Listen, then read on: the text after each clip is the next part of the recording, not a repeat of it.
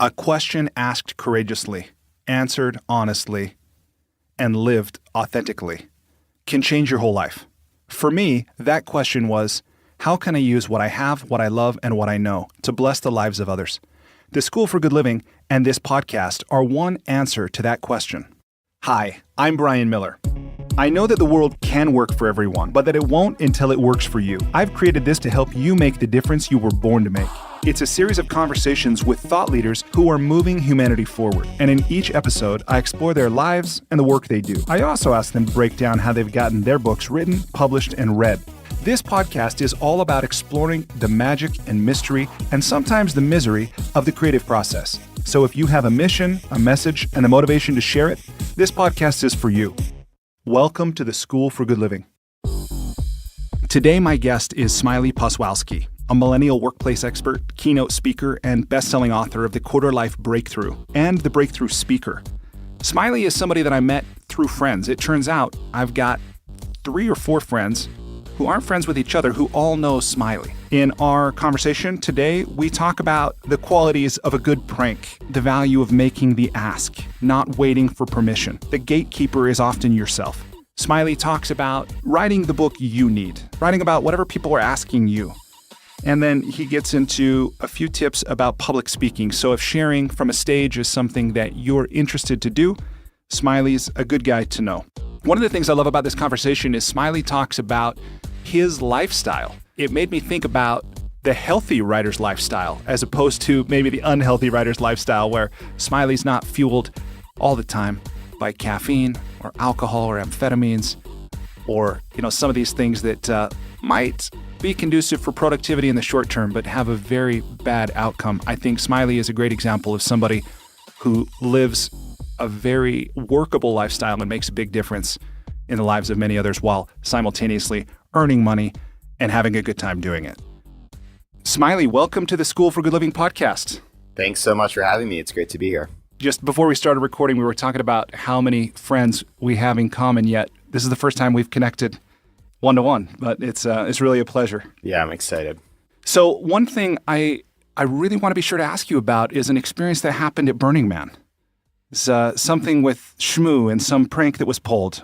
Will you tell me a little bit about what happened there? That is not what I thought you were going to ask. That's great. I'm wondering where that came from, but I wonder if Bubble seeded that. So this is my. Have you been to Burning Man, Brian? I have not yet gone. Okay. I highly recommend it for everyone out there. It's very much a life-defining experience. Even if you only go once, I think it's something worth doing just to kind of be in the presence of 70,000 people that are basically just being themselves and kind of standing in their creative truth, whatever that is. It's pretty powerful. So even if it's something that you hate but you experience once, I think it's worth going to. But this is my 3rd year, and I've always gone with a close group of friends. Shmoo, who you referenced, being one of them. And so the first year I went was 2014. I went with Shmoo, with actually Shmoo's old younger brother, Levi. Fidget is his nickname. He took me for the first time, him and his girlfriend and their whole crew of friends. And that was like my first burn. And then the next time I went was last year, 2017. And we went actually because Fidget had passed away. So Levi, my buddy, one of my best friends who had brought me to Burning Man, had died earlier that year from a brain tumor, from brain cancer. Young guy, about 30 years old, 32 actually, who started this thing called Camp Grounded, which is a summer camp for adults, which is how I know our mutual friend, Evan Kleiman. And so we went to celebrate his life at Burning Man. There's a temple, which is this beautiful place where people go and cry and write letters and just kind of sit with and mourn and be in the presence of people that are no longer with us. It's a really beautiful, powerful place to be. And so then this year I went kind of on my own. Our whole crew didn't go this year, except for Shmoo, who's Levi's older brother. And we were camping with some people we knew, but a bunch of strangers in a big live music camp.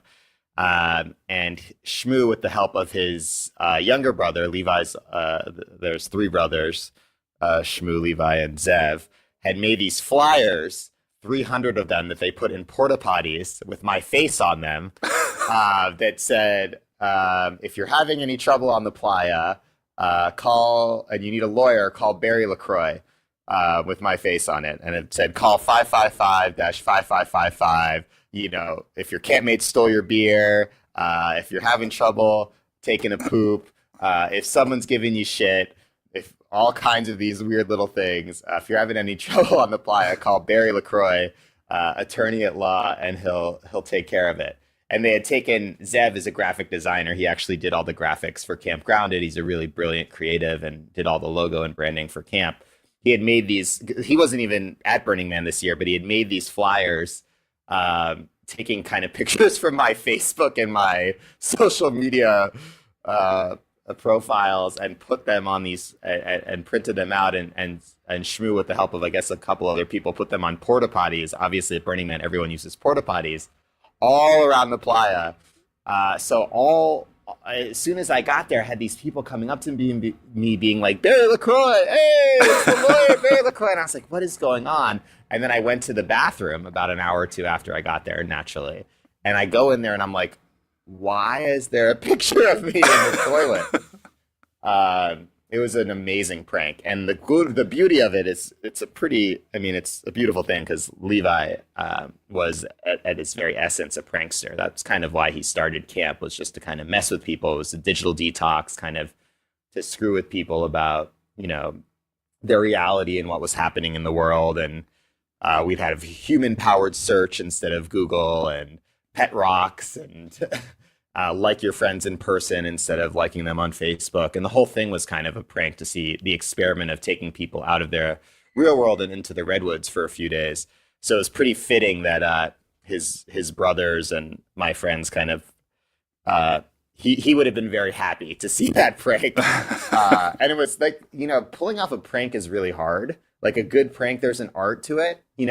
I think people often do bad pranks, which is just like they make their friend look bad or they make fun of somebody. But a good prank is actually funny. And so every time it was bringing, a good prank actually brings joy to people. So it was bringing joy to the people. So they go to, going to the porta potties at Burning Man is not a pleasureful experience, right?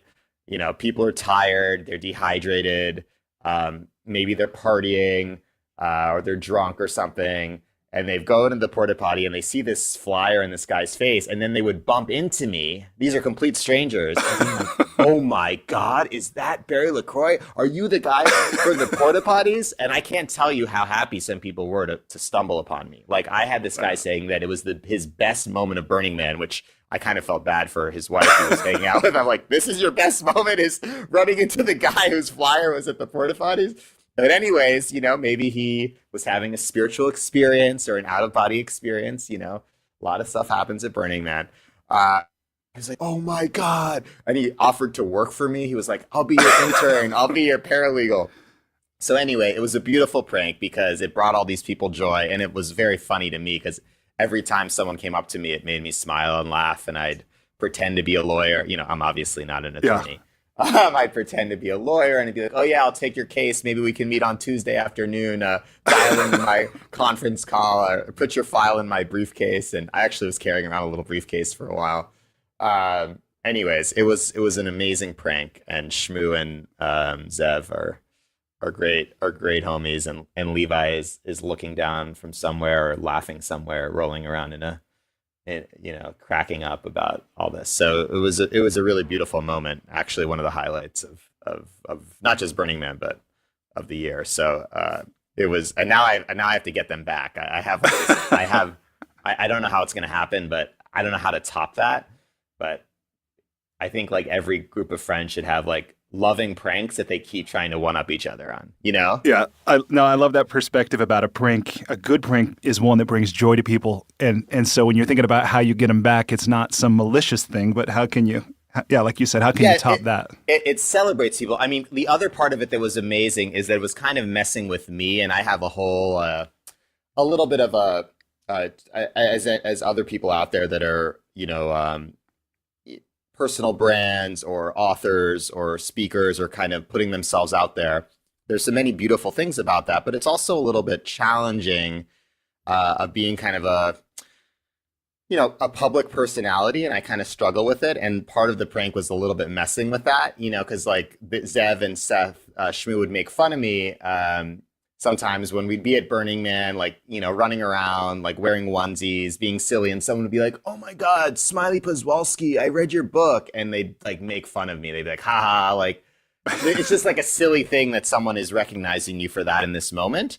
But then it was cool because the people were recognizing me to be Barry LaCroix, a fake lawyer from the porta potties, which was kind of messing with my just like my brain and my ego, which was actually quite beautiful and made me realize that all of this is kind of bullshit anyway. So it was like you kind of just like don't take yourself too seriously is like I would say like the conclusion there. Do important things in the world, but remember that it's all if you can't laugh at yourself and laugh at the people around you and bring joy to the people around you, that what's the point? One of my takeaways from that is that advertising works. Right? Totally. And that's a career change strategy you didn't include in the Quarter Life Breakthrough, but maybe it deserves the 10th anniversary edition or something. Yeah. It's true. I was surprised at how perceptive people were and how much they were paying attention to what was in the porta potties. And it struck me as interesting that I don't think I ever pay attention to what's in porta potties. But also that flyers are old school and actually it can work to get to spread an idea. Yeah, so that is another thing. Camp Grounded, something else I wanted to ask you about. I read in the Quarter Life Breakthrough about the fact that you were a counselor there. Will you tell me just a little bit about what were your big takeaways as you led other people through this digital detox and this kind of connection to nature and whatever? I've actually never been to Camp Grounded yet either. Yeah, so I've been a counselor. Camp started in 2013. It's on a little bit of a hiatus now. Hopefully it will come back. So I think altogether I was a counselor at about 13 different camps over 5 years. And basically Camp Grounded is a digital detox. It's a 4-day essentially retreat experience in the Redwoods. We've done them in Northern California, in upstate New York, and Texas, and North Carolina. All in nature, all in the woods, all digital detox. So we lock people's phones away and laptops or Apple Watches if they have them for 4 days. And really, it's just about reconnecting with yourself and reconnecting with others and play. It's about kind of giving people that sense of what it's like to be a child again, where they can just not be on their schedule, not be on Instagram, not be worried about what's going on social media, and just be in the moment, be present. There's no real names, so we use nicknames. So, for example, I use Smiley, or there's Cookie Surprise, or Bubbles, or Shmoo, or Mobius, Sparkle Pony, whatever it is, Ocelot. And the whole point of it is just to kind of connect with a different identity that's not your name and not your work. We don't talk, we have a no W talk rule. So there's no, what do you do? There's no, oh, on LinkedIn, I saw that you're an entrepreneur. Or, oh, you work at Dropbox. That's so cool. Or you started 3 companies, or you're a whatever fellow. There's none of that. So it's really just about being like, oh, you're an awesome poet, or I really like your face paint, or you were really cool when you were hula hooping over there. The point being connecting with people in a way that's more unique, raw, authentic, and I think really breaks down barriers and lets people become very close very quickly and just channel a different side of themselves. So for me, it was a really powerful experience. I think what I saw most of all is that when you allow people to express who they are, when you give them kind of the space and the permission to be who they really are, amazing things can happen. When you kind of take down some of the rules, expectations, guidelines that I feel like society often gives us, this freedom emerges, and people not only are happier, but they channel this kind of creative power. And I think a similar thing can happen at Burning Man, but this kind of creative power that's not present normally in society. So they'll start writing, they'll start doing spoken word or improv or building something or having a conversation that they've never had or having an insight that they haven't had in a year about maybe a job, a relationship, someone in their family or something that's not working in their life because they have now the space and the permission to do so. It sounds very simple, and I think it is actually quite simple. Removing distraction, removing some of the digital technology, but also removing that kind of, I am Adam Poswolsky, I am an author, this is my how many followers I have, and on Tuesdays I'm responsible for this, this, and this, just to be like, okay, no, you're Honey Bear, like you have dinner in a few hours between now and then, like you can do whatever you want, and what do you want to do, and who are you, and what do you care about? What do you want to talk about? Do you want to go sit in a hammock? Do you want to read a book? Do you want to go play with that person? Do you want to go to this thing? And amazing thing happens when you kind of give people that space. It was very profound thing. I think a lot of people, I have friends that kind of like will look at that have never been to camp that from the outside will say, oh, basically you're just like going hiking or you're just going in the woods. Like you have a digital detox when you go to the woods. And on some surface level, that's correct. But on the other hand, it's this sense of going shared intention. An amazing thing happens when you have a shared intention with a group of other people and you all kind of agree to say, okay, we're not looking at our phones. We're not using our real names. We're not talking about work. We're not paying attention to time. It's really powerful. It's an incredibly powerful experience. So I saw people really kind of come out of their shell. I saw people decide to quit their job. Saw people that decided they were going to write a book or start some sort of entrepreneurial effort. I witnessed people being like, I need to get out of a relationship I'm in that's toxic, or I need to change where I live or change something about me, or I feel comfortable with who I am for the first time, or I feel comfortable being gay and I've never felt comfortable being gay before. Whatever it is, like I saw all of these things because people were finally kind of given permission to be who they really are, which is quite powerful. So I'm very grateful to Levi, to Fidget, grateful to Camp Grounded for creating that container. Over about 3,000 people experienced camp in one form of it or another in five or 6 years, and hopefully it will continue. It's on a little bit of a break right now, but hopefully you'll get a chance, Brian, and other folks listening will get a chance to experience it when it comes back. Yeah, I hear all the best cults begin that way. They take away all your electronics and all your identity, and no, but totally. That does sound really fun. There are cultish, there are very much cultish aspects to it, as there are cultish aspects to anything that is a gathering of like-minded souls, or but I think it is a best kind of cult of it's just a very nurturing, encouraging, supportive group and community. No, that's awesome. So I want to ask you about your books, about the Quarter Life Breakthrough, the Breakthrough Coach, and I realize the answer to this might be different. So if so, that's fine, but maybe it's the same. Who did you write these books for, and what did you want the books to do for them? Yeah, so different answers for both of the books, the Quarter Life Breakthrough and the Breakthrough Speaker. The first book really came out of my own quarter life crisis.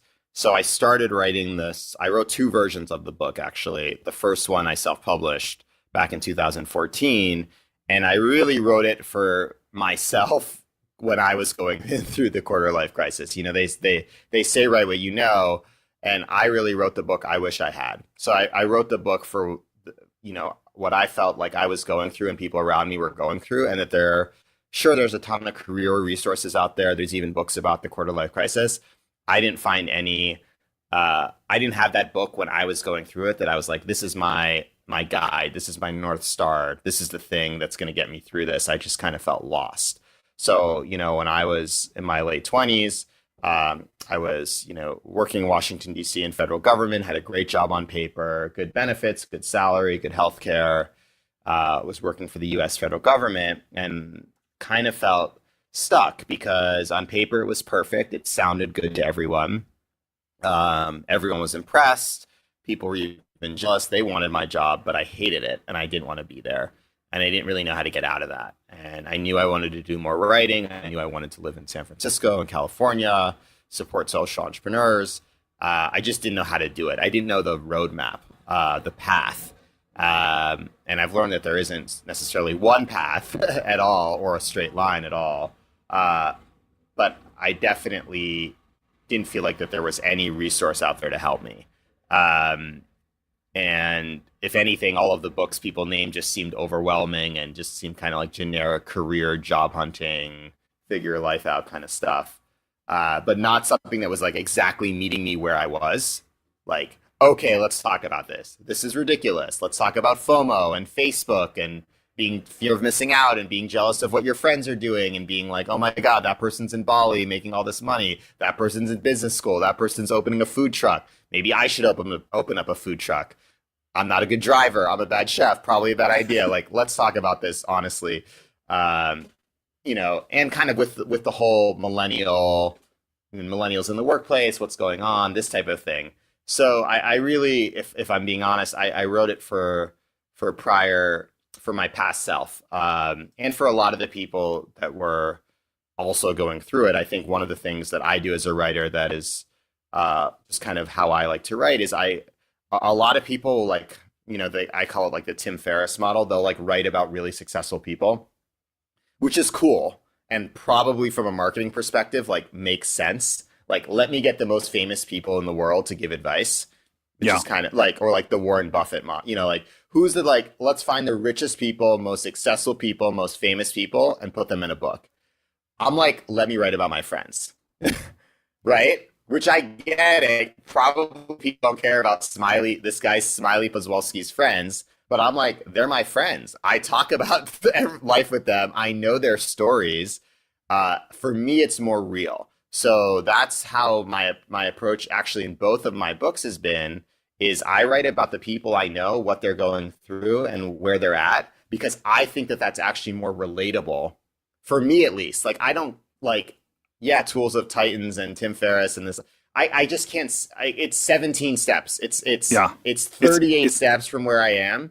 I want to know like 2 or 3 steps. Yeah. Because it's so far, and it's like, okay, that person makes $6.8 million a year. I'm trying to make like 60 grand or 100 grand or like 110 grand or like 160 grand, right? Like, give it to me so that it's like where that person like actually when they started. And it's almost more interesting that they just got a little bit further than like, oh my God, they're a global sensation, blah, blah, blah, blah, blah. It's like, no, like, let me tell you about my friend's story. So for the Quarter Life Breakthrough, I really, if you look at the book, I really just start profiling people around me. And these are not just random people that are not inspiring or not interesting. These are awesome people that have started really cool companies, that are building amazing mission-driven for-profit businesses and nonprofits and have written great books, but they're not famous. I hope one day they become famous, and they've gotten a lot of traction. But I really just wanted to write about people that were in my life that were doing really cool shit, because I actually find that a lot more interesting and relatable. So the book was really, I wrote it for myself, but I also wrote it for them and wrote it for a lot of the people I profiled that had kind of had a major transition of going from something that they really found not meaningful, not fulfilling. Maybe their life was a little bit depressing. Maybe they felt like a lot of anxiety, or they felt stuck, and they got to a better place, and how they did that. Did that ever cause any problems writing about the people you knew? Like maybe you ended up getting facts wrong, or you shared something that somebody wished you hadn't. I mean, how'd you navigate that? How'd that all work out? I'm pretty good about fact checking, and I always kind of, I do like a different stages of like, hey, is it cool if I include you? Here's some questions. Let me write something up. I'm going to send it back to you to get, just to kind of make sure that I have it right, and kind of do like a final, is this correct? I don't often always let people completely edit their things because there's but no end more, to that. is this correct? Right, Yeah. exactly. People are always going to want to make it different, but is this correct? Am I getting the facts right here? Is everything accurate? And then maybe my analysis is a little bit different. And if you have a major issue, let me know. But otherwise, basically, are you okay with me printing this? That's and a lot of I've work. never really had. Oh yeah, it is. Yeah, definitely. But I've never really had someone say, "I really wish you hadn't printed this." I think people really want to see. It's really. It feels good to see yourself in print. People take a lot of pride in being in a book, especially like, this book was originally self-published, but then it got published. To see your book, see your name and your story in a book that's in bookstores is very, very powerful, right? And then to know, and the coolest thing is that I've had some people that are featured in the book say that, oh, I read about you in Smiley's book, like, oh, you're that guy. There's a story, and I'm happy to share it about a guy named Bernat. Oh, yes. This is the guy you talk about in your TED Talk too, right? I talk about it in my TED Talk. Who I met on a bicycle. He's had people being like, I read about you, or I saw you in my TED Talk. I saw you in Smiley's TED Talk. You become like a character, and it's actually quite cool, mostly because then you're actually, not me as me, the author, but the person that I'm profiling is the one inspiring other people. Yeah. That's the cool thing about writing. It's not, I compiled it, I made it happen, but the people that are actually the ones inspiring readers are the people I feature. It's their stories, right? Yeah. It's their words. It's powerful. It's their lives. That's the beautiful thing about writing, is that you really start to kind of have this ripple effect. And I've been really, that's one of the coolest thing for me is to kind of see which stories people identify with or resonate with. And yeah. And for anybody that hasn't seen your TED Talk, even though it's been viewed more than 500,000 times, I know still a few people that might not have seen it, but would you be willing to share that story that you just mentioned and also what your takeaways from that were? Yeah, so it's a great story. It's a completely real story. But basically a few years, this is now, I don't know how many years ago, but several years ago, I was biking home in San Francisco just on my bicycle because I don't have a car. And all of a sudden, this guy bikes up alongside me and says, "My name's Bernat. I'm from Spain." And I was like, "I have no idea who you are. Please leave me alone." San Francisco, there's all kinds of people roaming around. It's, good idea to probably not talk to every stranger you meet, although that kind of contradicts what I was talking about with Camp Grounded, but it's still, you probably are not going to be talking to completely random people all the time. So he keeps biking alongside me as I bike away. He's like, "No, man, my name's Bernat. I'm from Spain. I'm looking for a job." I was like, "Sorry, man, I gotta go, like, leave me alone." Keeps biking alongside me. "My name's Bernat. I'm from Spain. I'm from Barcelona. I'm looking for a job here in San Francisco. I'm a UX UI designer. There's really bad unemployment in Spain right now. I got to find a job here in the Bay Area." And I kind of was like, "Oh, Barcelona is a beautiful city. Actually, my best friend used to live there. I visited once. Great city." And he asks me, he says, "Oh, well, what are you working on right now?" And I tell him I'm working on this book about, millennials figuring out what to do with their lives, careers. And he says, "Oh, well, do you have a cover designer yet?" And I said, "No." He says, "Well, go home, check out my website. Maybe we can work together." I go home, I check out this guy's website. I was like, man, this guy is a really good designer. Like, he had done all this really interesting UX UI work. He had done some CGI stuff. His website, his portfolio was really great. So I post on Facebook right after I got home. Weirdo Bernat, when I was biking home tonight in San Francisco. He hails from Spain. He's looking for a job here in the Bay Area. He's a designer. If you know of anything, let him know. And about 5 minutes later, my buddy Yi comments on the thread, and he said, "Oh, Bernat should meet with my friend Mark. They're doing this mobile startup in Palo Alto. There's like 5 of them. They don't really know what they're doing. They need a lead designer. Maybe they can work together." Bernat meets with their team. He gets hired to be the lead designer for this tiny mobile startup in Palo Alto. He gets a work visa to stay in the United States, which is a very big deal. Brutal unemployment in Spain. He ends up designing the cover for my first book, for the self-published edition, and he thanks me. But then a couple years go by, really, maybe a year and a half or so, maybe 2 years, and I don't really hear from him. All of a sudden, after that, 2 years later, I get a text message from Bernat that says, "Smiley, I'm taking you out to dinner anywhere you want to go." And I was like, "Sweet, I'd love to get taken out to dinner. That's awesome." I was writing at the time. I was completely broke, and it turns out, we're at dinner, and I'm like, "Hey, why are you taking me out to dinner? What's going on?" Turns out that the mobile startup he had been working for had just been acquired by Yahoo for $80 million. Wow. And he was like the fifth employee at the company, at equity, lead designer. He could definitely afford to take me out to dinner. And, he says, he's like, "Hey man, like, thank you. Like, this wouldn't have happened if not for you." And I said to Bernat, I was like, "Thank you, man. Like this guy, like, thank you. Like, this guy talked to a random stranger, like in a city he didn't live in a country he wasn't from, on a bicycle. Like, who does that, right?" Yeah, that's bold. So that's the lesson there, is make the ask, and I have, and I talk about that every time I give a presentation. But I think that that's what it's about. I think that you have to be bold. You have to put yourself out there. Maybe not the best idea to harass random people on the street all the time, but you have to have that perspective. If you want something in this world, you have to go out and make it happen. And you have to be willing to put yourself out there and make those big, bold, ridiculous asks. Because otherwise people can't help you, and it's not like every person you're going to ask is going to be like, "Oh yes, I'll hire you right now," or, "Oh, you want a book deal? I'll give you a book deal." Like, that's not how it works. And one out of every 20 of those is going to come through, right?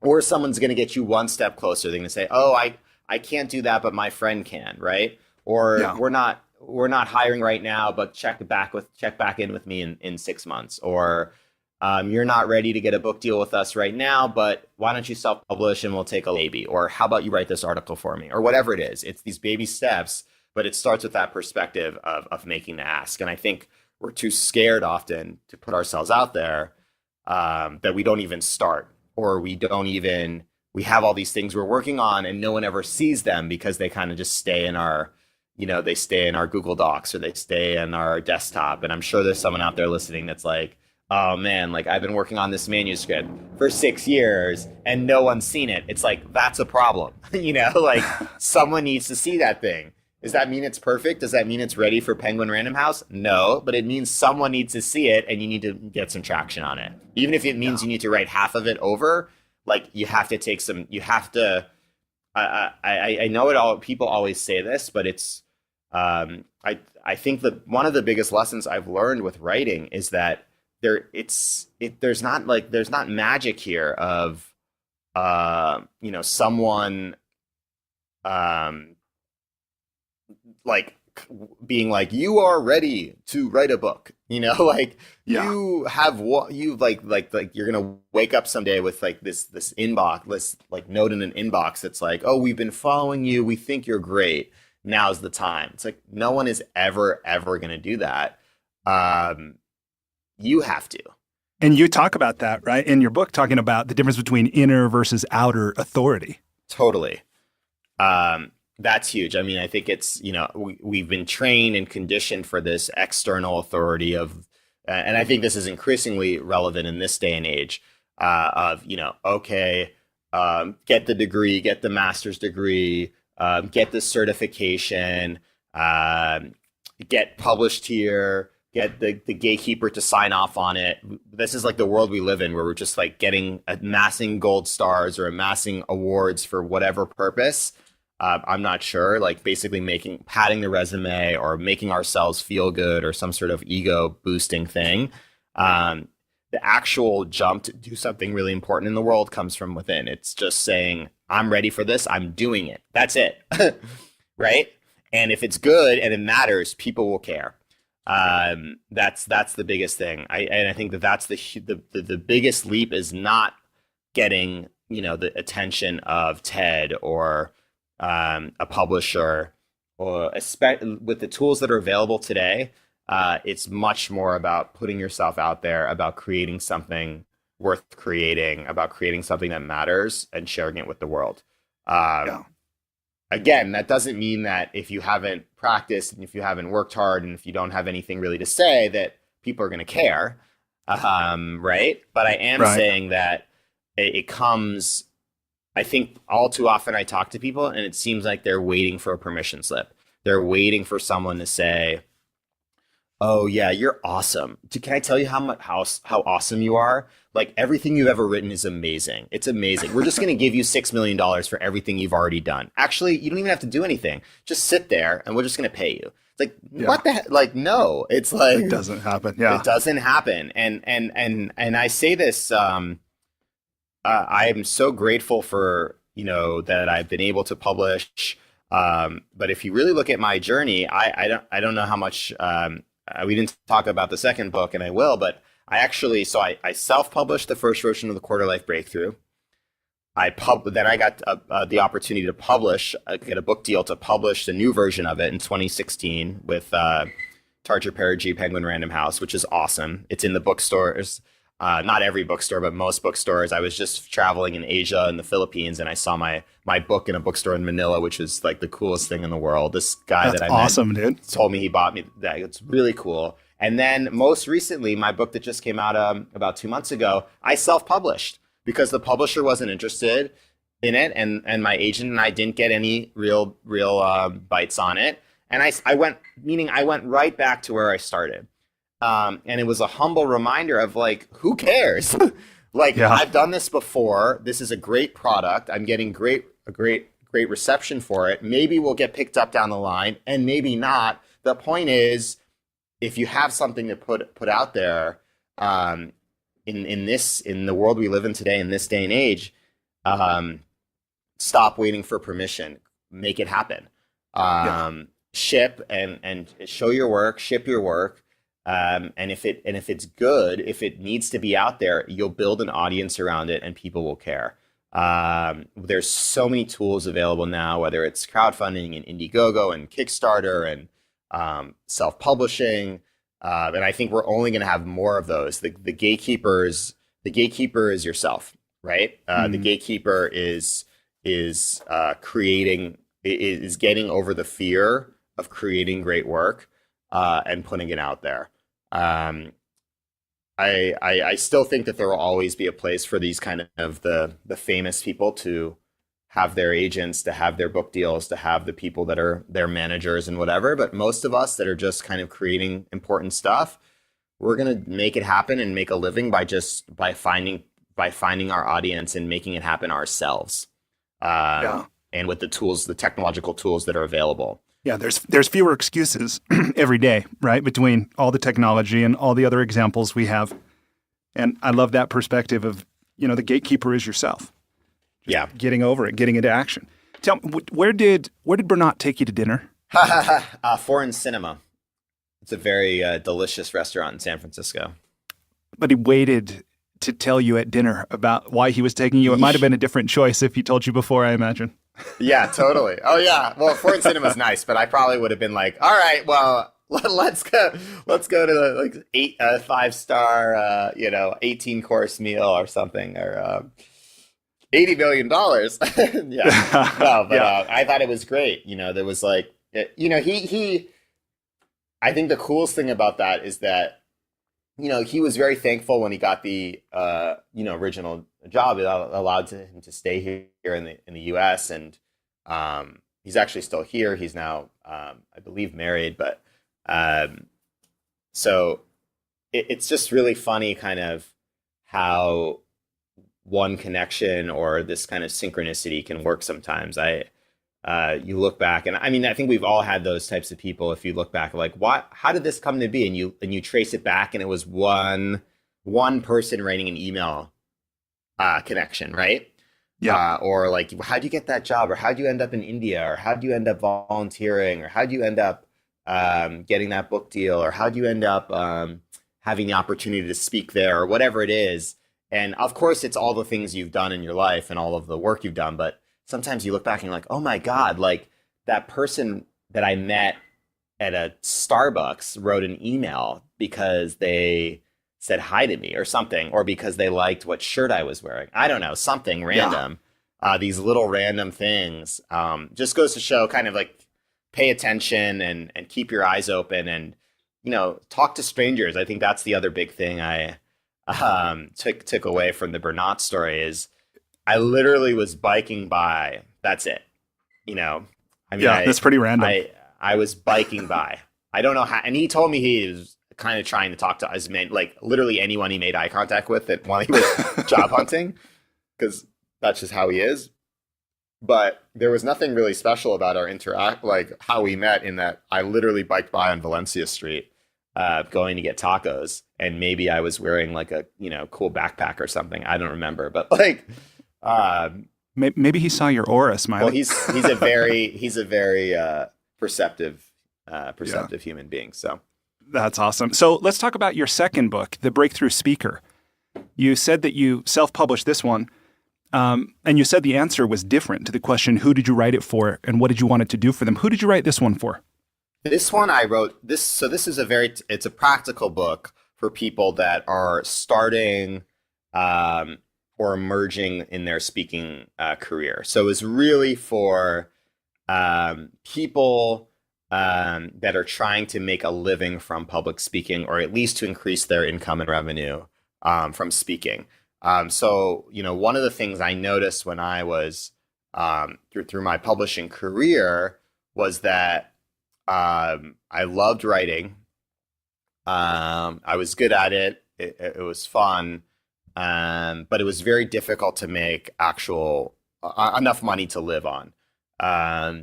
Just between, you're kind of relying on these book deals, or selling books is very challenging.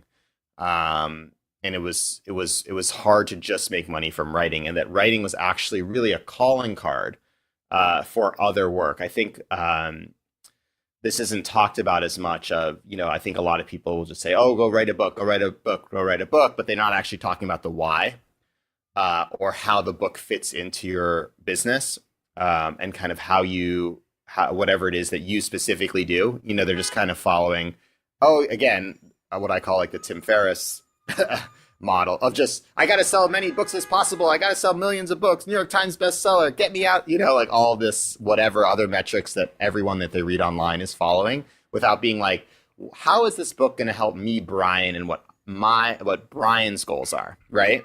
Yeah. What is this book going to do for me? Because I'm different, right? Like maybe a coach is different than someone who's trying to get hired as a designer, that's different than someone who's a public speaker, that's different from someone who's looking for a job, that's different from someone who's wants to eventually write for the New York Times versus someone that's a professor. So thinking about how the book fits into who you are and what your goals are. So I started to realize with the book that writing was difficult to make money from, but actually where people were really getting interested in quarter life breakthrough and millennials in the workplace and future of work, and my kind of philosophies on the changing nature of jobs and careers, and young people really wanting meaning and purpose in their lives, and this non-linear path, which is what a lot of the book is about, was actually through my talks and through speaking. So I found that people were really digesting the material through talks and through speaking. So I started to do a lot of public speaking, and I realized actually that was actually by far a much more effective way for me. Again, this isn't prescriptive to everyone, but for me to make a living, much more so than just writing. So I started kind of this speaking career. And again, similar to this first book, there weren't that many resources on it. There are a lot of books about public speaking and the art of narrative and communications and how to craft a compelling story. A lot of books about storytelling, if that makes sense, or the art of getting in front of the room and where to put your hands and how to develop a narrative, and should you have photos, or what words should be on the slides, or what, all this stuff. There's a lot of psychology around that. But there wasn't a lot of books about how do you actually make cash from public speaking. In fact, very few. And if there were a few, they were pretty sleazy kind of online marketing type of books. So I thought that there was a need there. Again, they say write what you know, and I think that that's quite, useful, I also think it's write something valuable, right? So I started to meet all these speakers, and we were talking about, what to charge and how to negotiate and how to get in kind of the corporate speaking circuit and all these things. And I was having these same conversations. I kept getting hit up, right? Like I would, people be like, hey, can I pick your brain conversation, right? So every pick your brain thing for me was, how do you make money speaking? How do you make money speaking? How do I do it? And I started to be like, I'm so tired of these phone calls. I started making like an FAQs of all the things people were asking me and all the things I thought about. And people kept being like, that's brilliant. Oh my God. And I was like, that's the exact same thing I said on the last 5 phone calls. Maybe there's something here. So the first lesson I learned with the first book was write about your own struggle, write the book you need. And then for the second book, it was write the book, whatever you're getting hit up about, that's the book you should write. Whatever the questions people are asking you all the time, like whatever people come to you as, like the main thing people come to you as, that's your book. Does that make sense? So it's like, yeah, it's like the universe is kind of laying a path out for you if you're paying attention. If you're paying attention, if you're the person that everyone's coming to being like, should I break up with my girlfriend? Should I break up with my partner? Should I break up with my boyfriend? Like that, you're probably the relationships person. Like clearly you either have a good relationship, had a good relationship, or just give good relationship advice. People think you do, or you're a loving person, or you make people happy or something. That's probably, there's a book there. If people are always asking you like coaching questions on, what should I do with my life? Am I happy? How do I get happier? Blah, blah, blah. That's probably your book. Like, what are the things? I'm not just talking about like 1 or 2 people asking you, but if you start to have the same conversation, like, man, I've had this conversation like 10 times in the last month or 50 times in the last year of this, literally the same people asking, the people asking you the same types of questions. Something about you is emitting knowledge or expertise. It's in you. So for me, it was around public speaking. And it was weird because I was like, it just seemed like a kind of an interesting book to write. But when I sat down to start writing, that's what came out of all these FAQs. And I had kept kind of a document that was kind of speaking FAQs, which really turned into the second book. It's really structured around kind of these like very mini, digestible, easy to read little mini chapters, each one with kind of a key lesson I learned on my journey around speaking. And so it's for all the people that were asking me those questions. And the best thing about it is, there's a bias against self-publishing, but I got to tell you, I've had so many people tell me about this second book, like, this is exactly what I needed. This is so helpful. Like, it's such a practical book. So it's giving really, really tangible advice of actual things you can do and actual strategies and actual kind of step-by-step kind of like a playbook. Writing something that people can immediately use and they're able to kind of implement right away, and that's going to help them with their business, share their story, and make money. If you're writing about something that's going to help people get more work and make more money, that can be very, very powerful. That's valuable. It's valuable. Like, I actually think that that's the right word there. You nailed it, is value. A lot of people will approach, and I talk about this actually very much in the speaking book. And you're in the space of helping people and podcasting and helping people think more critically about their lives and life advice. The word that always is thrown around is passion. I actually think that the word passion is toxic, and it's actually not. It's obviously you can't do anything meaningful in the world without passion, right? Like, I'm not going to go do something I'm not passionate about. That's obvious, right? You have to have passion for anything you do in this world that's meaningful. But the more important world is value.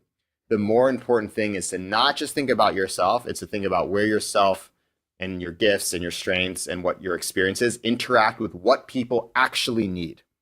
Too many people are out there writing about what they're passionate about, right? Frankly, I don't care that you're passionate about yoga, right? That's cool. But what's more interesting is how people really are asking for those tools. right? Or that they need more balance in their lives, or that they're overworked or overwhelmed. That's where you're going to write a book that's interesting, right? So it's Yeah. not just about you, it's about others. And I think this is incredibly important when it comes to actual business and making money. With speaking, I meet so many speakers that are like, they launch into their thing about, oh my God, here's my life story. Here's what I learned. I quit my job. I moved to whatever, Thailand. I'm amazing. Here's what I care about. And not once in like a 10-minute or 20-minute diatribe had they mentioned the audience. Yeah.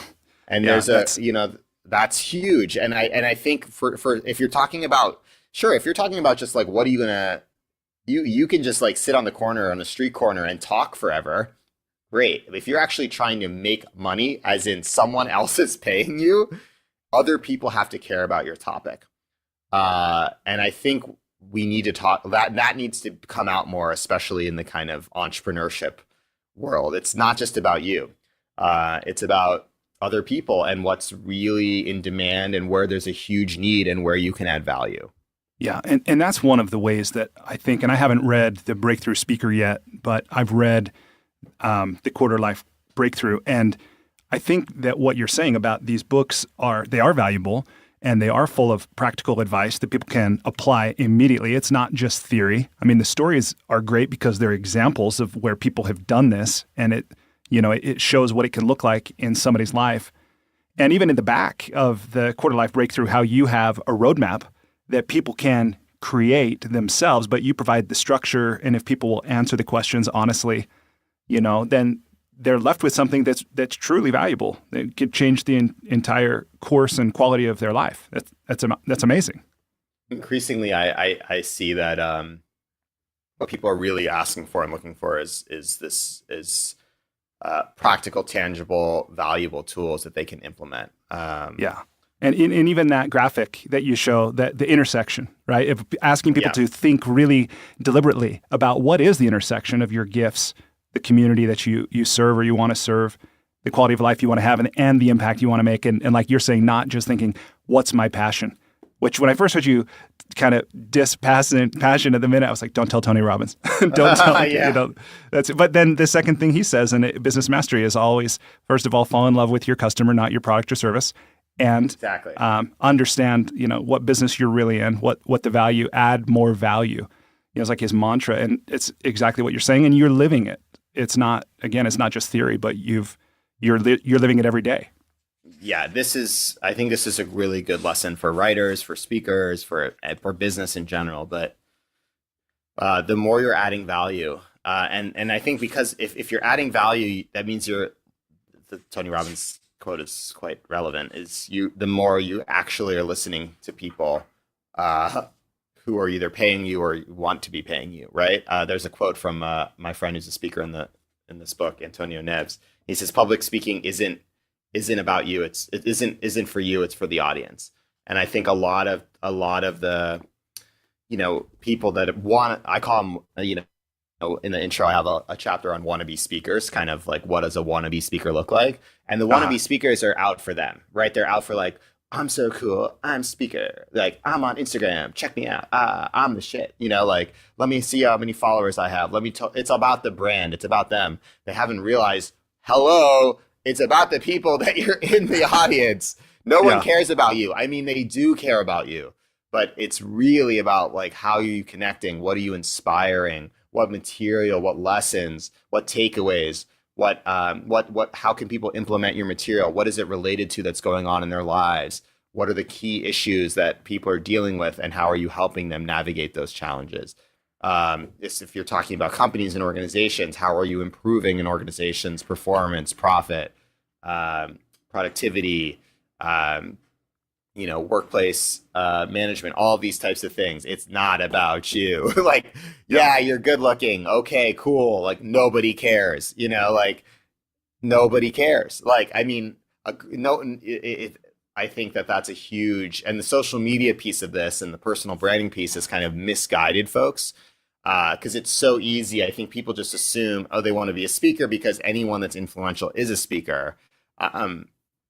Not the right assumption to make. It's the people that I know that are actually making cash good money from this. They figured out a niche. They figured out a huge value add that they're providing to audiences. That's it. That's the biggest piece there, right? Yeah. They're not just awesome. They're not just cool. They don't just like have an inspiring, motivating talk. Like everyone has a motivating talk. Like look at, how many millions of TED Talks are there? It's more about, are you actually adding value to the people that are sitting in the chairs in the room? And how are you adding that value? That's the key piece. Yeah. What's the most surprising thing you learned in the course of writing or researching this book on speaking? That's a good question.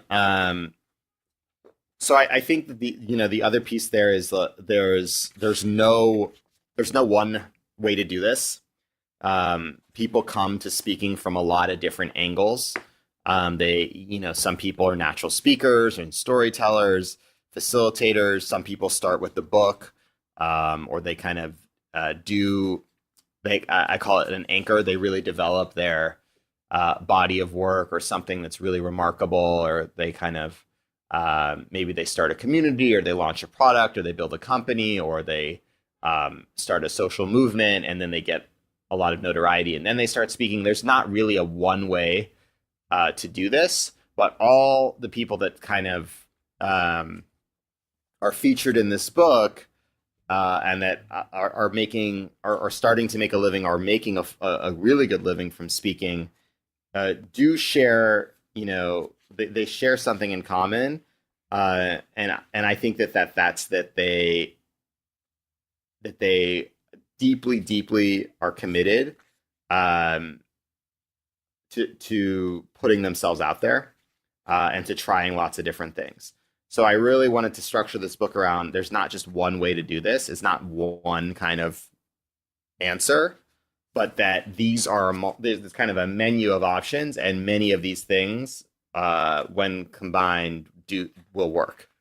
But like, there's not one way to do it. That was the key. I wanted to show, okay, I think I cite, 50, 60 different speakers in the book, people that I've crossed paths with. Not one of them has the same path, but they all were deeply committed to something, tried a bunch of different things, put themselves out there, and were really committed to this work. And they didn't just kind of snap their finger and make it happen. They actually and the other thing is, I think they were in it for the long game. They know that it wasn't going to happen overnight. I think that's a big piece here with anything millennial related or business related, but especially, for an audience of 20 or 30 somethings to remember. And I think same thing applies, frankly, with the quarter life breakthrough. And when I talk about career success or meaning in your work, I think that people want the easy fix, right? Yeah, for sure. I think that most people, my journey is probably a little even rare in that it's been about 5 or 6 years I've been doing this work, and I make a living as a public speaker, and I'm able to do that. That's actually probably shorter than most people, right? There's probably people that can do it in a year or two. That's awesome. But I would say that most people, it would take 5 to 10 or more years to really make this happen, or even maybe longer.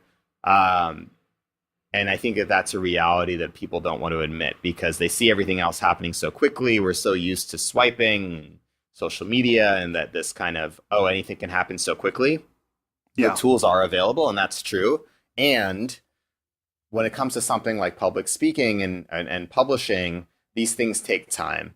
And no one ever wants to talk about that. But I think the passion word is overplayed and toxic, and a better word would be patience. So we talk about value. So a better word than passion is value. Another better word would be patience. Patience is not sexy. There's not really like good Instagram quote pics for patience, right? No one, it's not a great popular Facebook post to be like, it's going to take me a long time to do this, right? It's more, but I'm patient. Right. It's more popular to be like, I did it. I'm doing it. I'm making it happen. Like, look what I did already. Like, that's popular. But the patience piece is huge. That doesn't mean you're not working hard. It doesn't mean you're not hustling. Hustle is sexy. I think patient hustle. I was gonna one idea I had for a book, or at least an article, was called like the patient hustler or something, which is like you're working really hard. You're always, and this like if you do all the things in this breakthrough speaker book, like that is hustling for sure. There's 67 things in this book that's going to take you some. It's a lot of hustle. You're writing articles. You're doing blog posts. Maybe you start a podcast. Maybe you do a TEDx talk. Maybe you do a little talk at your friend's co-working space. Maybe you just record yourself doing a video. Maybe you're posting Instagram videos. Maybe you're, going to conferences and just observing other speakers. There's all of these things. That's hustle, but also mixed with the overlay of, I don't expect this to happen overnight. I know that all the things I do are a piece of the bigger puzzle. And I'm in this for the journey. And not to get like one gig or one paycheck or, some sort of, again, stamp of approval. But this is, I'm doing this as a, because I truly believe in what I'm talking about. And I know that it's part of a longer journey towards something meaningful. And if you have that approach, that's when you actually will be successful. Yeah, no, I know you're right, and I don't mean to make everything about Tony Robbins, but but I saw this. I haven't been to any of. I mean, I watched what's the one, the Netflix. I'm not your guru. Yeah, and I've been curious to go to the big one is Date with Destiny. Is that no? The big one is. That's right. That's right. And the only reason I went, I've been studying personal development and leadership and coaching pretty intensely for about the last 7 years. And I had never been to a Tony Robbins event until just a couple years ago. And the only reason I went is because I heard Peter Diamandis on Tim Ferriss' podcast talking about the most transformational seminars he'd ever been to. And he said Date with Destiny was one of them. And when I heard Peter say that, and I had been to the other one, he said the Landmark Forum and Date with Destiny. And I was like, oh, if Peter's saying that's in, at that caliber, I'll go. So I signed up and went just a couple years ago, and never been to one before. It blew my mind. The production value, the quality of the material for me, the community. Like I told you, I ran into Ryan, down there. Right. And it was just incredible. And I came home and I thought, I'm going to read Tony's Awaken the Giant Within. He wrote that book back in the early 90s. And I get the book and I read it. And I have a secondhand store that I shop for used books here in Salt Lake. I love buying these books for $1, $2. Well, this was one of them I bought. So I read it. And here, 25 years later, I call the 1-800 number printed in the back of the book just to see if it still works. And it worked. Tony Robbins, 25 years ago, has this, and it's still got an office in San Diego. And it was like, talk about patience and playing the long game. For sure. That's a guy who's doing that. Yeah, totally. Oh, man. Yeah, he's built an incredible business.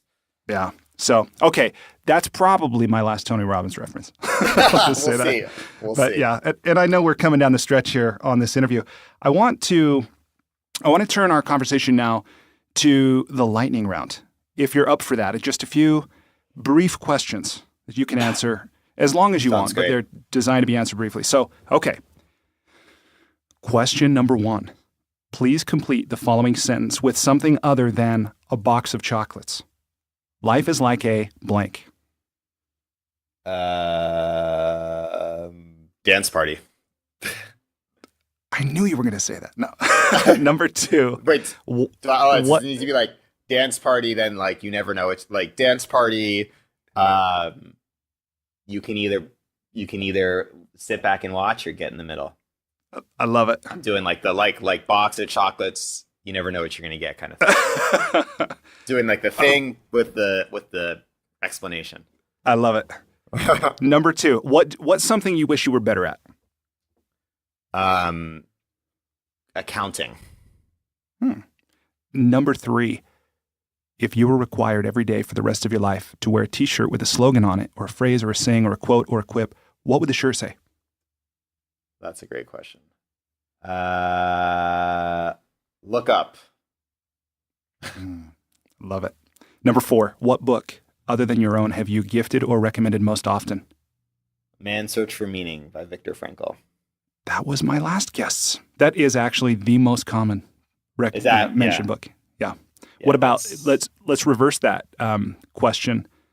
what book is recommended or gifted to you most often? That's a great question. I think The Untethered Soul has been gifted to me once or twice. Michael Singer, great book. Yep. Artist's Way, War of Art, Steal Like an Artist, Bird by Bird,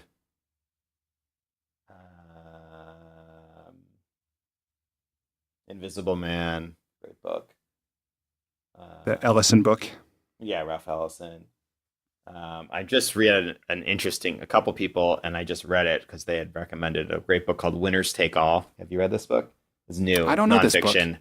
It's it's a different category than the other books, which are in the canon of any books any creative should read. This is a book about the subtitle is The Elite Charade of Changing the World, and it's really about kind of getting at the crux of what it is that people are doing with their lives, and when people say they're changing the world, are they actually?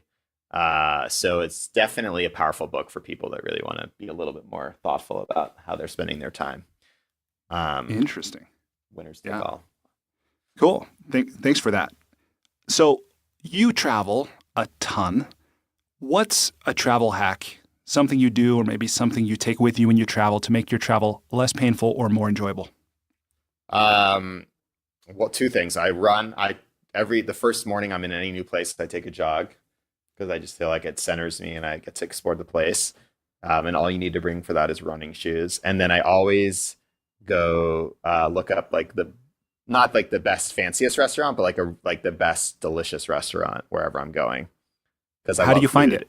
I mean, obviously, like online, maybe that's a concierge, but what do you do? I ask people. I use the internet, and then I ask anyone I know that I'll post on Facebook or I'll ask people that live in the city or have lived in the city. But mostly I do online searches and then see, because that makes it fun. Because otherwise, I think that travel can get quite laborious and exhausting. So food makes it more fun for me. Yeah. You have any apps that work well for you? That you do TripAdvisor, Yelp, something else that works? It's kind of like your go-to. I use Yelp every now and then. TripAdvisor, not really. I have used TripAdvisor in the past. Not really. No. Okay. I just do kind of Google searches. Right on. All right. Number 6. What's one thing you've started or stopped doing in order to live or age well? Oh, great question. Looking at email first thing in the morning. You've started doing that? No. Stopped. Okay. Good for you. And what difference has that made in your life? Just more creative bandwidth and less stress. Nice. And more ownership over my day. Yeah. Do you make your bed every day? I do. That's a good one. Very Navy SEAL of you. Yeah, exactly. That's great. I've started doing that because my wife did that. It never made sense to me, but now I do it, and I really do feel better every day. All right, number 7. What's one thing you wish every American knew? That people who are different are actually amazing. Do you know Jonah Whitcamper with Nexus? No. I think you'd really like this guy based on that answer. He's pretty amazing. I want to introduce you, actually, if you're open to that. Oh, totally. He's pretty extraordinary human being. I've heard great things about Nexus. I've never been, but I know a few people involved. He's one of the co-founders, and he's one of my favorite human beings. I know I shouldn't have favorites, but he's also, that's my favorite community. It's incredible. So, yeah, awesome, dude. All right, number 8. What advice did your parents give you that has impacted you or has stayed with you? Love the people around you. Family, importance of family. What's the best way if people want to learn more from you or connect with you? What should they do? Yeah, you can. So a couple things you can. Everything about me is on my website, smileyposwolsky.com. Sign up for my email list there and get my books. Instagram and Twitter at What's Up Smiley. WHATSMILEY. What's the most common way your name is misspelled? Oh, people mess up Poswolsky all the time. I don't even at this point get upset. Like they by it. they put a Z in there and stuff. Poswolsky, they put an I at the end because they're very used to that spelling, not the Y. They miss up. Yeah, it doesn't. I'm used to it. It doesn't bother me. People find you online. And of course, they can find your books on Amazon or in bookstores around the world, including in Manila. That's right. Yeah, That's it's great. probably easier Amazon, paperback, Kindle, but support your local independent bookstore, obviously. Breakthrough Speakers, probably not in your local bookstore, but it's definitely on Amazon. But Quarter Life Breakthrough it's everywhere. So, and hopefully get working on my couple new books ideas soon. That's always, I do a lot of writing over the holidays because I find that it's quiet and less distractions. So for any of you being like, oh man, I haven't written a book, like 2018, Here you go. December, January, I actually wrote most of the Breakthrough Speaker last holiday season. I went back to it and did a deeper dive, but I wrote the bulk of the manuscript over a period of like 6 weeks, basically. So Awesome. you don't need that much time to write. Yeah, that's right. In fact, and we're in November now. The NaNoWriMo. Yeah. Nano. Yep. Yeah, I hope people. I have a friend that keeps saying he's going to do that every year. I said I knew I'm not a novelist, so it's not for me. But anybody who wants to bang that out. Well, let me share this with you before we just spend a few minutes talking about writing. I want to be sure to get this in here, so I'll say it now. That as a way of expressing my gratitude to you for making time to talk with me and share your experience and your knowledge with me and with everyone who's listening, I've gone online and I've made a $100 microloan through kiva.org on your behalf to an entrepreneur named Maria who lives in Bolivia, and she'll use this loan to buy groceries that she can sell in her neighborhood store to improve the quality of life for herself, her family, and the people in her community. So that was one small way. I just wanted to say thank you. Oh, that's very sweet of you. That's awesome. I love Kiva. Yeah, it's an amazing organization. Well, cool. Okay, so with just the last few minutes we have left, I want to turn our conversation now to the craft of writing. I'm really interested to know, what does an average day for you look like? As you've mentioned already in this conversation, you spend a lot of time speaking. And people ask you questions quite a lot. It sounds like you spent time responding to people one-on-one, and you are a writer. How do you divide your time as a writer, and what does a typical day, if there is such a thing, look like for you? That's a great question.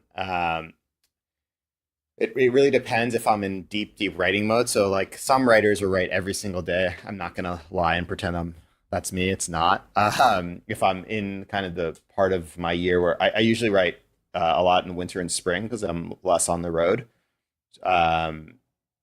With speaking, it's difficult for me with travel and with speaking to be on a daily writing schedule.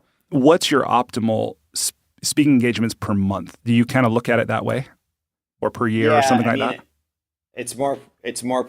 I try to do about 50 to 75 a year, which to me feels good, but also not in the level of where I'm never home and always on the road. I know some speakers that are on the road for over 150 days a year. It just kind of seems miserable to me, but you do make more money, but there's a trade-off. It's a little bit of a trade-off. Yeah. So for me, when I'm in the writing kind of mode, I'll wake up, I'll go for my run, come back, meditate, breakfast, be at the desk, do about 3-ish hours of writing, 3 to 4 hours. Like, I actually think that that's a good, daily goal. I have a friend who's kind of a professional writer, writes a lot for the New York Times. He says if he can get in 3 to 4 hours, even 3, that's like a day. And then he'll go for a walk and kind of maybe come back to some stuff and edit. But in terms of actual pure writing, that's what he's going for.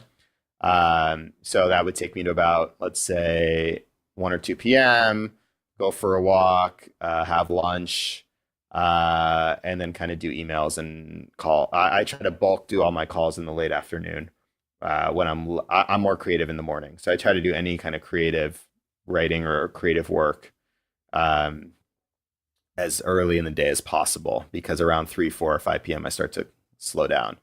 And I can go back and edit stuff then, or kind of do emails or online research and stuff like that. And I generally do a lot of reading. And part of my work with speaking is I really have to I read a lot of research and reports and books. And I actually think of that as work.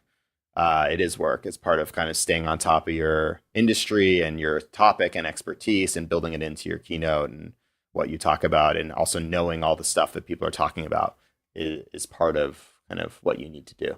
Yeah. And then hopefully go see some friends or go to yoga, something like that in the evening. One of the things that I love in the Quarter Life Breakthrough was that you did include the self-love exercises, the things that kind of help us rejuvenate and stay sane, where I know a lot of books will just talk about, do this, push yourself harder, more willpower, stuff like this. But I could tell that book was truly written from experience when you made the time to include something like that can help us to preserve, our enthusiasm for our work and just our stamina. Because I watched my dad push himself super hard to build a very successful group of companies, and he didn't build in that kind of time to rejuvenate and restore himself. So what do you do that helps you? I mean, you've talked about some of your morning ritual and how you organize your time and your work. What are some of the things you do to help you stay so that you don't burn out, that you're able to sustain this pace? Yeah, my biggest thing is running. I mean, I run pretty much every day. That's kind of like it's my bliss. It's my thing that keeps me most balanced. It helps me eat well. It helps me meditate. It helps me just relax, get my stress out, my energy out. So I run first thing in the morning before I have any distractions, before I've eaten anything. So that's really big for me. Afternoon walks are really big. Whenever I'm stuck, I just take a walk. I actually think there's research that shows that actually you're better, you focus better and you do better work by taking breaks. So again, I don't think that is slacking or procrastinating. It's actually doing better work. So I live right by Golden Gate Park in San Francisco, so I take walks almost every day. Reading is also one way I relax. Phone calls to friends. I'm a big phone or in-person person. I find that those are actually really rejuvenating. Lunches or dinners that I talk to people actually give me material and rejuvenate me. And just being outside a lot of exercise, and yoga, running, biking. I bike everywhere, dancing, just kind of being physically active for me is really helpful. Also journaling. I try to journal every day. I was doing it in the mornings, which is kind of how it's done now. I'm actually doing it before bed because it substitutes me from watching Netflix or being on my screen, which is actually also good from not looking at the blue light right before bed. So I'm doing just kind of like a couple things that happen, something I'm grateful for, and just generally anything I need to get out. And then kind of actually helps me fall asleep because it's like a little bit of a purge on the day, which is nice. That sounds really healthy because I'm thinking about that book, Daily Rituals, How Artists Work. Right? Did you read that? Yep. I didn't, and I'm thinking about I've you know it. Yeah.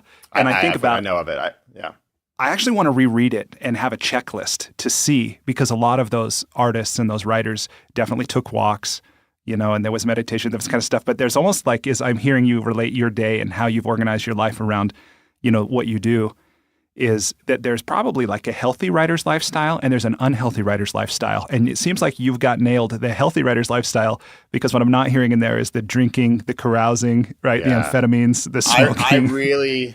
I really barely, I drink on occasion at like a wedding or like friend's birthday, or we're going somewhere and there's a cool open bar, or I don't know, like this is the most amazing dinner party. Red wine is really going to be part of the experience, but I rarely drink. Alcohol like doesn't sit well with my body, and hasn't for the last few years. I did, this is not to say I never did drink. I definitely spent drank a lot in college and in my early 20s. I literally just physically can't anymore.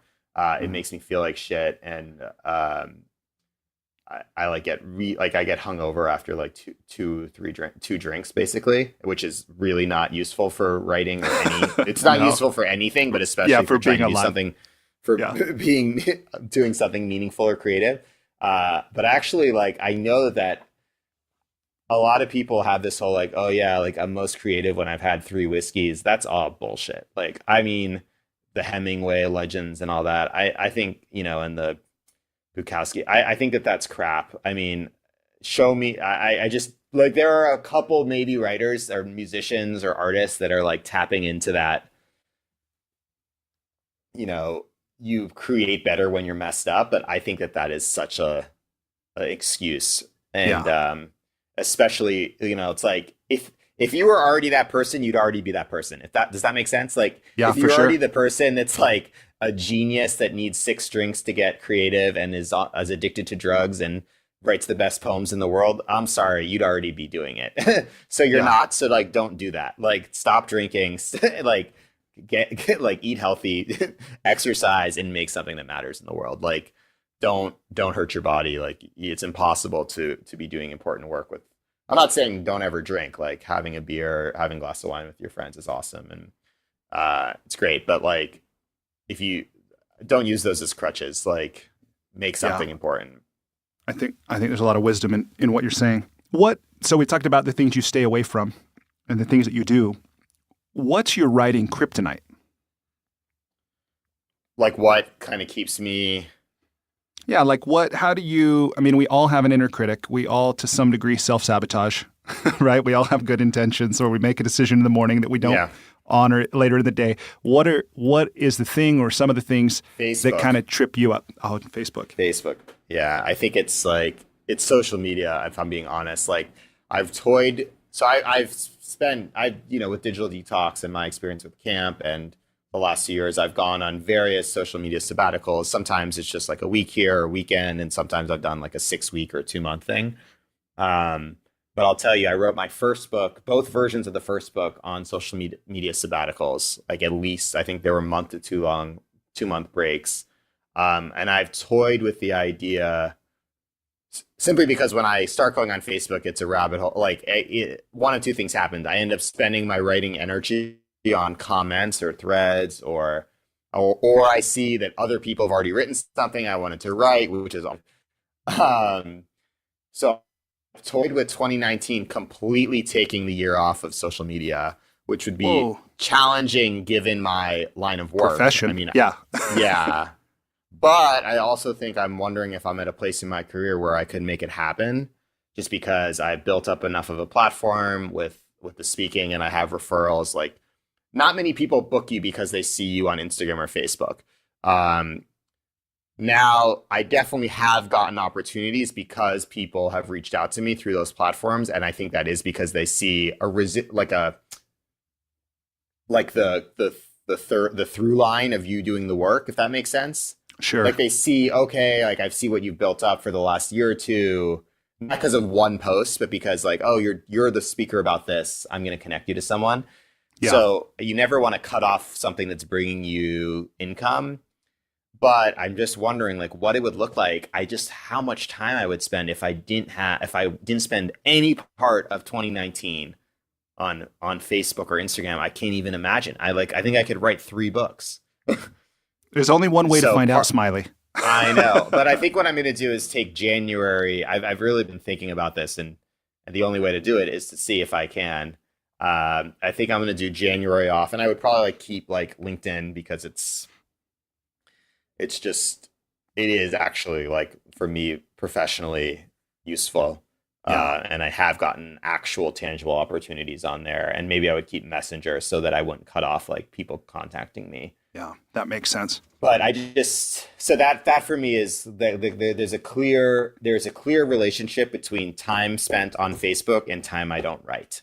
Yeah. This So that, inverse like, when I don't relationship. spend a lot on time on Facebook, I'm writing more because I'm like, oh, I need to say something because I'm not saying it on Facebook, or I'm not wasting time on Facebook, or Yeah. so that's mine, for sure. What about this. Caffeine or no caffeine? Oh, that's a tough one. I love caffeine. I have a difficult relationship with it because I get heartburn sometimes. So I used to drink 3 cups of coffee a day, probably 4 if I'm being honest. And I had to get off because it was just starting, similar thing with alcohol, actually, just hurting my body. So now I'm a green tea person. So I drink 2 to 3 cups of green tea in the morning, early afternoon, cut off around nothing later than 3 or 4 p.m. because otherwise it starts to mess with my sleep. And then I'm just being honest here. I do like a latte or coffee if I'm traveling. If I'm traveling or if I have like a big gig, and it's kind of like a reward. So and sometimes on Saturdays. So I'm not going to pretend that I'm some sort of saint here. Like I love coffee and I love the taste of it. I miss it very much. I just can't drink it every day. So I kind of use it now as a special occasion type of situation. What's your favorite kombucha? Revive Spring Fling Kombucha. They changed their labeling. I think it's not long. It's like their cucumber lemon mint. Revive is a kombucha company out of Petaluma, California. So it's local to the Bay Area. Fantastic. It's amazing. And then my second would probably be like with teas kombucha, the turmeric gratitude. It's like I think turmeric ginger or something like that. Right on. It's a new I'll have to check that out. I haven't tried that one. So, okay, Yeah, what writing rituals do you have? Do you have like a certain pair of slippers you have to wear? Do you have, anything like that helps you just kind of get in state? Yeah, that's a great question. I have sweatpants I usually wear that are my writing sweatpants, but also I have a couple playlists that are like writing playlists with various, chill out music, Tycho and stuff like that, and some Radiohead, and so that's it's more like the music I listen to, and I'm always at my desk with a particular part of the room, and so you write it. You do a lot of your writing at home when you're. I do a lot of writing at home. Yeah, I just find you're not like the coffee shop guy. No, I can't. It's too many distractions. I can do other work at coffee shops or co-working spaces, but for writing, it's like I like to just have my tea, my snacks, food, be able to take a walk and leave my stuff and not have I want to be able to control the music that's playing. I don't want people having a loud conversation, blah, blah, blah. Yeah. So, okay, so the last couple questions, and I really want to turn these to things that, because I think these kinds of questions can be interesting for people to hear and maybe encourage them to adopt something that works for someone else, or at least try it out, or think of something maybe I hadn't thought of before. But for just a couple questions, and then we'll wrap up, I want to ask about your process and about the advice you might give to others. Your example might be enough of advice, but how, when writing a book, you approach it, from the outlining to the organization to the execution. I know that's a big a big question. But like what tools you use? Do you use Word? Do you use Google Drive? Scrivener, Evernote, some Trello, something else. Like how do you from the beginning to the end, what's your process for getting a book done? Great question. Not an easy answer. And also I would say that I don't have I'm probably like my process is less dialed in than others, if I'm being honest. I'm a Moleskine person, so I keep track of things in my, I have like a separate Moleskine for every new book project, right? So I have my journal and I have like my work notes Moleskine, but then I also have like a new Moleskine. My friend Jenny, who's an artist, started giving me these really big ones that she uses for watercolor paintings, so that you can kind of sketch out stuff, like the really big, like the biggest Moleskine they make. I think it's bigger than 8.5 by 11. It's like 12 by 17 or something. Beautiful. So you can start putting Post-its in there and stuff like that. So I keep notes in there. I use Notes, the Notes app, and Word. And I go from there. I use a lot of Post-its. So I'll like map out all of the chapters and kind of things I'm thinking of writing on Post-its, put them on a wall, and then map them out based on kind of table of contents structure as they start to come to fruition. So I'm old school. I've always thought that Scrivener sounds so cool. It's every time I like go to use it, I'm like, and I just don't use it. So I think the biggest thing, my lesson there, people always ask about this, is there are a lot of tools out there. Check out which ones work for you, and whatever one you're actually using, just go with that. Like, you know what I mean? The best tool is the one you actually use. So if Evernote's something that works for you, awesome. If it's Trello, awesome. For me, it's my Moleskine and Microsoft Word, and that's what works. Like at some point, the book gets written, and I'm like, I didn't even realize it was getting written. It's written now, and I didn't use any fancy tools. So I guess there you go. I do think awesome. I think it's every person's brain works differently to organize material. So I love the idea of a Scrivener or an Evernote or something where you can kind of put quotes in this folder, put chapter ideas in this folder, put stories in this folder, it's just like, it doesn't work for me. For me, it's just, I have Post-its and then I start writing about that Post-it, and then it becomes pages on a Word doc, and that's that. So the biggest obstacle, I think, so I love the tools. I also worry sometimes that people get boggled down in the tool and then get scared of the actual writing, because it's easier to be in research mode or whatever mode. And really the whole mode of the book is you're writing a book. So like you may actually write the chapter while you're doing the research about the chapter. Does that make sense? Totally. So if you have words coming out of you, get a pen and write them the hell down. That's my biggest thing. If like you're like, oh, I think I might have something. It's like, you wrote it. Like, what? Just write. Who cares? Google Docs, Word, put it in a Gmail document, put it in an email, put it in a Medium post. The point is, words on a page is a book. That's it. That's all of words on a page.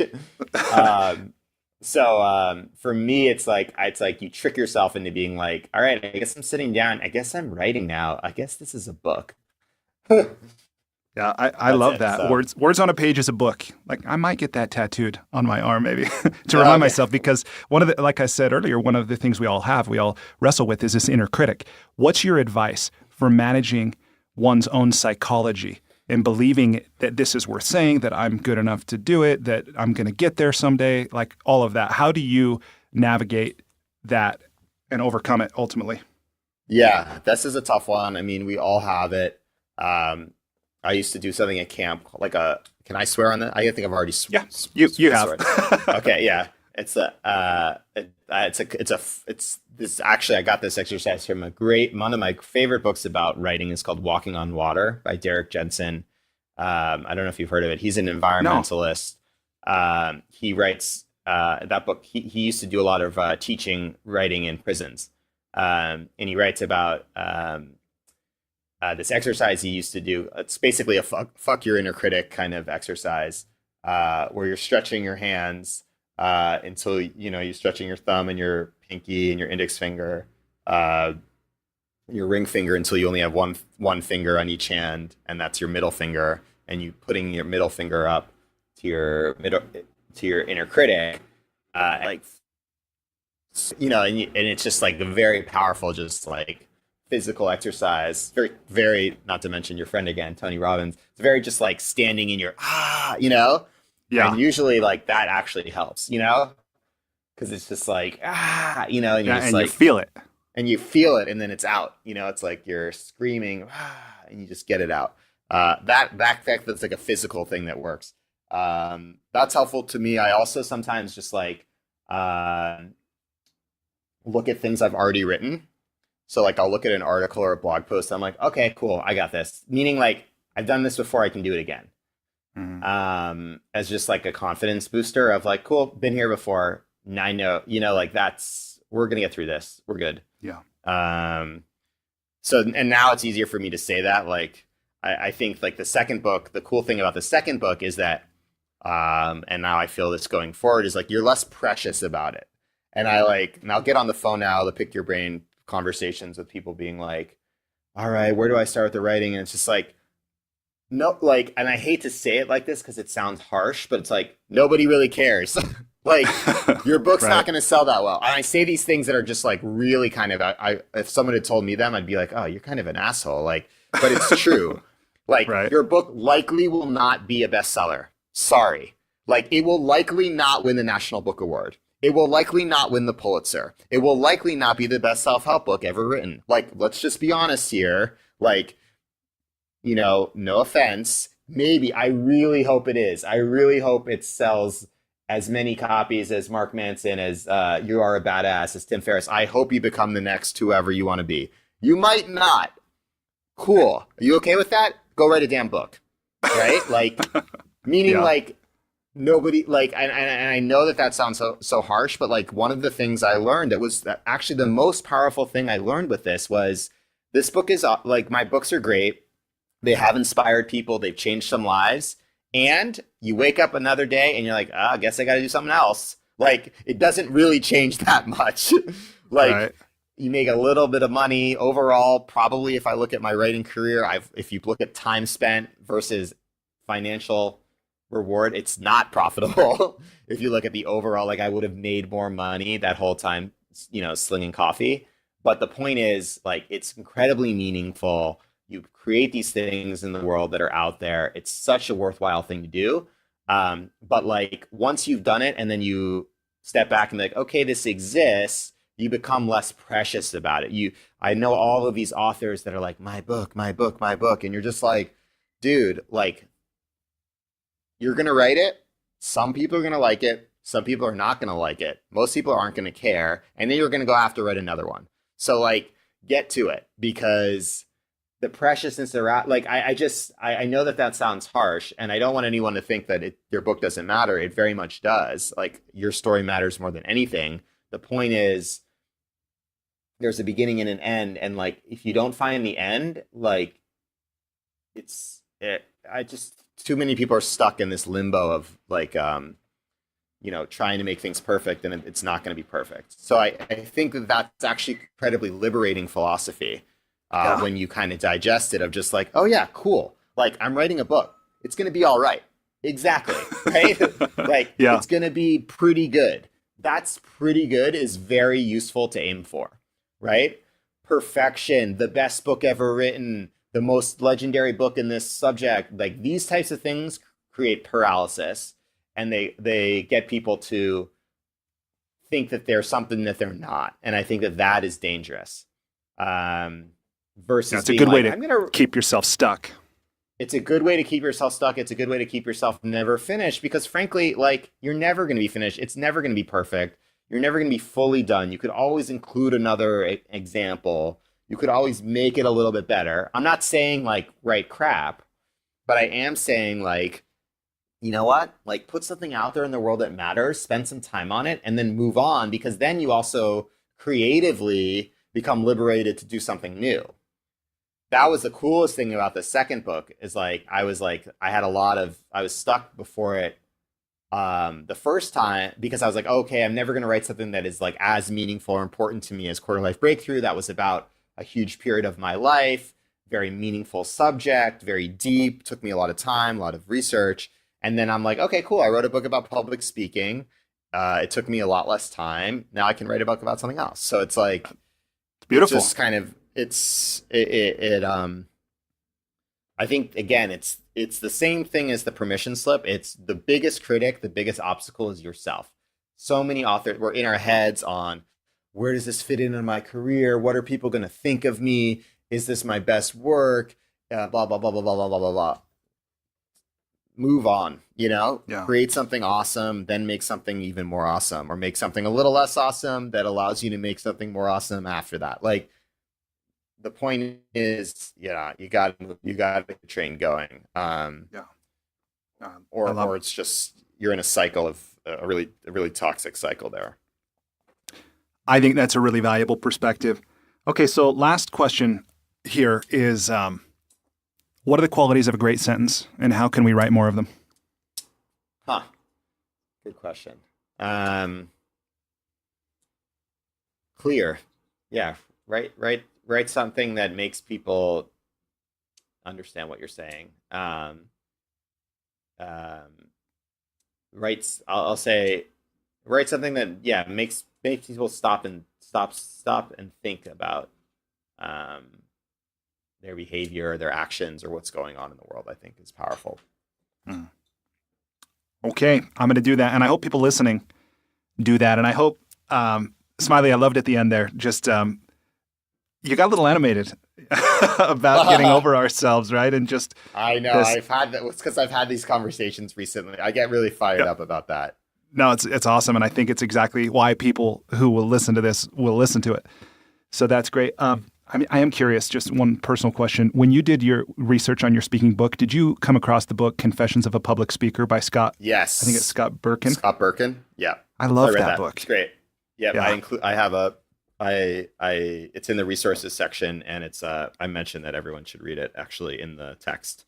Awesome. I'm definitely going to check out your book. That book is great. That was like probably one of the best comparable titles that I read in preparation for the book. I mean, TED Talks by Chris Anderson is kind of like the Bible, and also is required reading and should be more focused on the art of narrative and storytelling. But Scott's book is fantastic because he's really about like the life of a speaker, and he's got a lot of experience. And yeah, it's the real deal. I could tell. It's the real deal.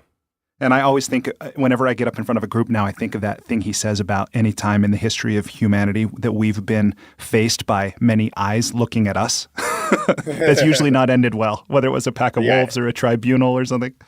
So right. Evolutionarily. Well, Smiley, I've really enjoyed this. I hope you have. It's been super valuable for me personally. I intend to share this with as many people as I can. And I hope, so anyway, I want to let you know that I'm really, really grateful that you made so much time to talk with me today. Thank you so much for having me. It's great. It was great to participate. Yeah, dude. Well, I'll plan not to contact you in January on social media, but I do look forward to the time I get to hear you speak in person. We get to connect somewhere in person. Do you have one of those flyers from Burning Man still, by the way? Oh yeah, I kept one on my fridge. That's awesome. That's really fun. I'd love to see that. I'll send you the JPEGs. I have the photos. Dude, that's great. I'd love to, if it's okay with you, I'd love to just be able to share that with people through this podcast too. Yeah. That'd be really fun. So, okay, man. Well, I will somewhere down the road. I don't know where or when, but I'm sure our paths will cross again, and I will look forward to that day. Okay, sounds good, Brian. Thanks again for having me on. All right, thank you. Talk to you later. Despite living in an age where we have more comforts and conveniences than ever before, life isn't working for many people. Whether it's in the developed world, where we're dealing with depression, anxiety, addiction, divorce, jobs we hate, relationships that don't work, or people in the developing world who don't have access to clean water or sanitation or healthcare or education, or who live in conflict zones, there's a lot of people on the planet that life isn't working very well for. If you're one of those people, I invite you to connect with me at goodliving.com. I've created Life's Best Practices Breakthrough Coaching to help you navigate the transitions that we all go through. Whether you've just graduated school, you're going through a divorce, you just got married, you're headed into retirement, you're starting a business, you just lost your job, whatever it is you're facing, I've developed a 36-week course that you go through with me and a community of achievers and seekers who are committed to improving their own lives and the lives of others. So through this online program, you will have the opportunity to go deep into every area of your life, explore life's big questions, create answers for yourself in community, get clarity and accountability. If that's something you're interested to learn about, I invite you to contact me directly at brian@brianmiller.com or by visiting goodliving.com.